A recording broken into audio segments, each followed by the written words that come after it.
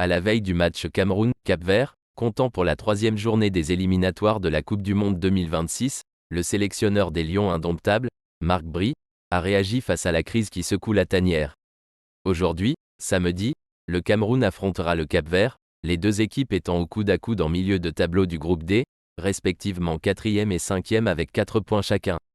Intronisé début avril, Marc Bry, à 62 ans, dirigera son tout premier match en tant que sélectionneur dans un contexte loin d'être idéal. En effet, le technicien flamand n'est pas en odeur de sainteté auprès de la Fédération camerounaise de football, FECAFOOT, et de son président Samuel Eto'o. Nommé sans l'aval de ce dernier par le ministère des Sports, MINSEP, l'ancien coach de Louvain, finalement accepté par la star après un échange houleux devenu viral, est accusé de plusieurs manquements. Bry est d'ailleurs le seul coach au monde à avoir deux staffs, l'un nommé par le MINSEP, l'autre par la FECAFOOT, avec lesquels il n'a apparemment pas encore collaboré.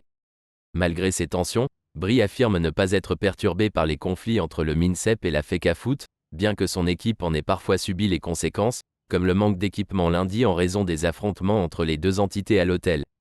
Nous sommes apolitiques, ainsi que le staff et les joueurs.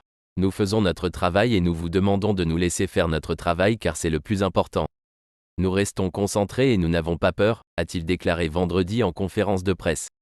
En ce qui concerne les deux staffs, il a ajouté « On n'a pas de problème avec ni l'un ni l'autre ». Cependant, ces paroles semblent de façade, car l'Anversois semble avoir choisi son camp, celui de l'exécutif, fortement critiqué par les partisans d'Eto'o. De plus, il a ignoré la traditionnelle reconnaissance du terrain Amadou Ahidjo programmée vendredi à 14 h par la FECAFOOT, préférant honorer la séance d'entraînement prévue quelques heures plus tard par le MINSEP. Il reste à voir quel staff l'accompagnera, sachant que seule la FECAFOOT est habilitée à accréditer les membres du staff pour le jour J.